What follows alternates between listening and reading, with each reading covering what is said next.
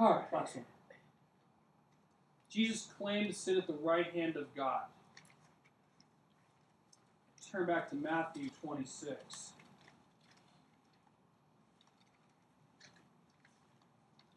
This one here, and I've left this one at the end.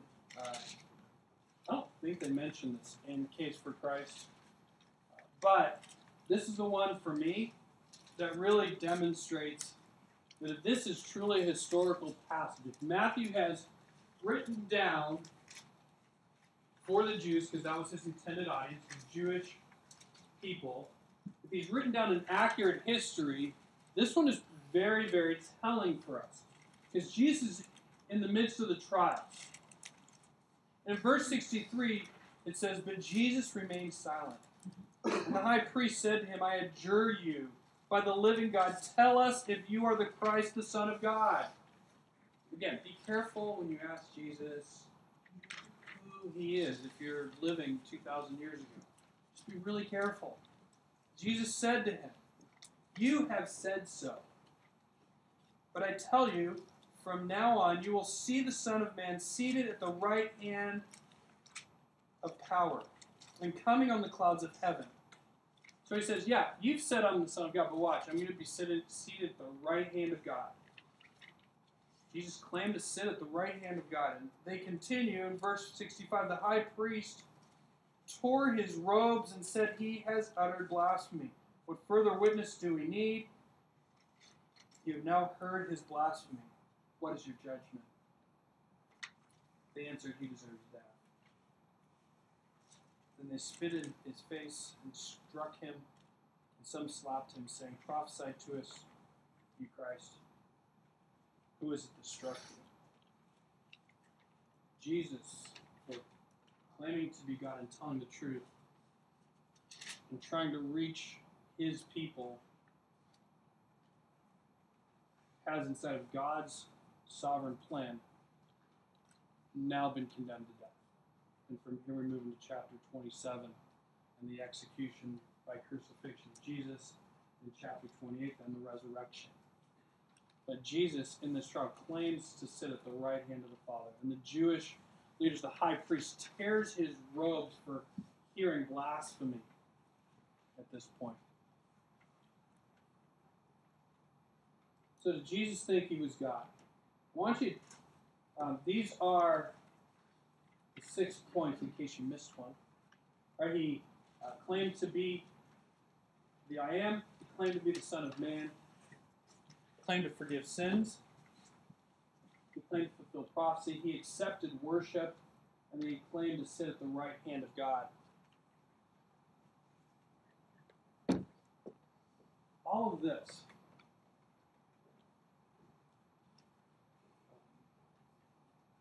a couple of questions here to think about for a minute. What does Jesus having 12 disciples mean in conjunction with this discussion? Jesus had 12 disciples. What does that have to do with this whole discussion?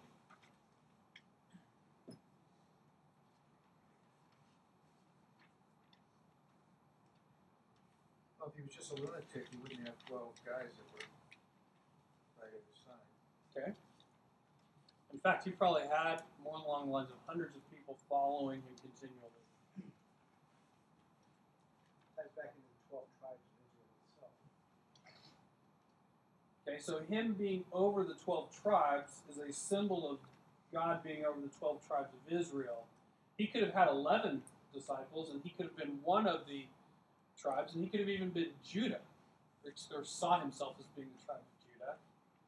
But he certainly, by him saying, "I have 12 disciples," he definitely made a comparison with himself, that I am the God of the church, just as I am the God of the 12 tribes of Israel. In fact, that all of the disciples except one indeed to the point of death, martyr's death, shows that they were convinced of the validity of his claims. Okay, so you've got the apostles later, who the only one of the 11, actually the only one of the 12. If we take Judas off the table for a moment and look at Matthias, all 11 of those 12 were died martyr's death. The only one who didn't was John, and he escaped a pot of boiling oil. Well, not escaped, he was put in a pot of boiling oil, survived, and then got condemned to Patmos because the emperor didn't know what to do with him. And what would you do with a guy that survived a pot of boiling oil, right? So you just send him to Patmos, which is a very cold and windy place. So Jesus sets himself as being over the 12, just as God is over the 12 tribes of Israel. How does Jesus' view of himself make him different than other religious leaders? Does that make him different? Does it make him different? And why is that significant? I'm talking about major religious leaders. I'm not talking about David Koresh and the Branch Davidians in Waco, Texas. Okay? I'm talking about major religious leaders. Paul said that he as one who had authority. He wasn't something that some rabbi had said he's going to tell them about. He's speaking as one who understands the word of God. He tells you actually what it says, not what somebody else is saying about it. Good. So even at the time, it seems as though he spoke with more authority than most of the rabbis, and maybe even the high priest. That there was a certain authoritativeness to him that was different. Good. What else? Well, the major religious leaders all claim to have some sort of direct access to God, and that they were his messengers, but they never, at least in their lifetime, claimed to be God. Good. So when you look at other religions, it's I have access to God. I have this special profitability, not in a bottom line sort of way, but, right? But I have this connection with God that's different than all of you have. Jesus didn't claim that. He's actually claimed to be God. Muhammad never claimed to be God, at least in the writings that have survived. Even the earliest biography, which was written about 150 years after his death, he doesn't claim to be God in that. He claims to be the special prophet, greater than any other, but he never claims to be God. So why is it significant that Jesus is claiming to be God here when the others don't? Well, only because of our sin, only God could be the sacrifice. So it has to be God. If the truth of Scripture is going to be true, he's got to be God. He has to be that. If the truth of Scripture is going to be true. We're going to get into that when we talk about the church councils. We're going to talk about the wrestling that went on in the 300s and 400s over what Jesus' natures were really like and how that fits together with salvation. Good. What else is this significant?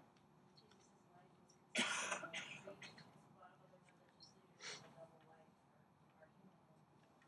Okay. So Jesus' life, he claims to be God, and everything that we have was consistent with that lifestyle. We see Jesus being consistent with being God. When you look through the Gospels, the one moment that I hear a lot of people point to, Jesus overturning the tables in the temple. Well, Jesus can't be God if he's doing that. Well, obviously, if he's God, then he has a right to clean out his temple.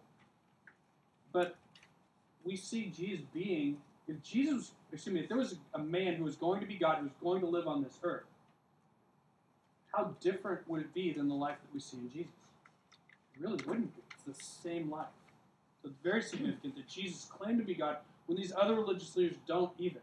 This takes either a really crazy guy or a really good liar, because now the church has lasted for 2,000 years based on a man who claimed to be God and lived like it.